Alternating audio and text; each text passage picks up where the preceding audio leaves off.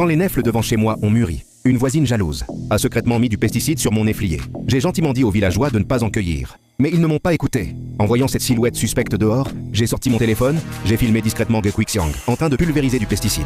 Après son départ, je n'ai pas cueilli ces nèfles empoisonnées. J'ai fait comme dans l'autre vie, j'ai accroché un panneau. L'après-midi, des villageois sont venus profiter de mon absence, avec des paniers pour voler mes nèfles, en voyant la tante Erkiang et le couple Sanlai, et j'ai dit « Les voilà !» Ces deux familles sont des mauvaises personnes. La tante Erkiang est connue pour sa radinerie. Aller voler chez les autres, pour elle, c'est comme chez elle.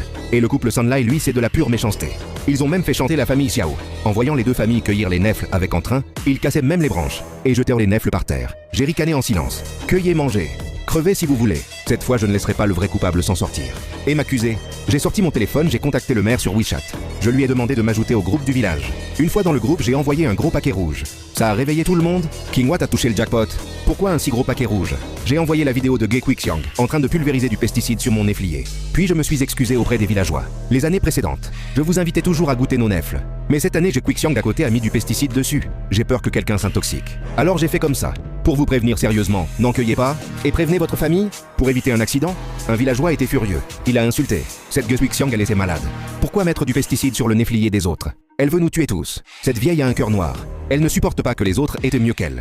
Qingwa appelle tes parents pour qu'ils lui règlent son compte. Cette famille n'a que quelques arbres. Chaque année, ils donnent des centaines de kilos de nèfles. Maintenant, les nèfles coûtent cher. 6 yuan le kilo.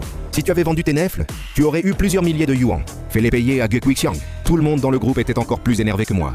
Vraiment? Oui. D'habitude, tout le monde mangeait nos nèfles gratuites et délicieuses. Cette année, elles étaient presque mûres. Mais Gequixiang y a mis du pesticide. Voir toutes ces belles nèfles jaunes sans pouvoir en manger, bien sûr que les villageois étaient en colère. J'ai répondu à tout le monde dans le groupe. Je me suis assuré que tout le monde était prévenu. Puis j'ai relevé la tête pour regarder par la fenêtre. Sanlai était monté dans le néflier, à califourchon sur une branche.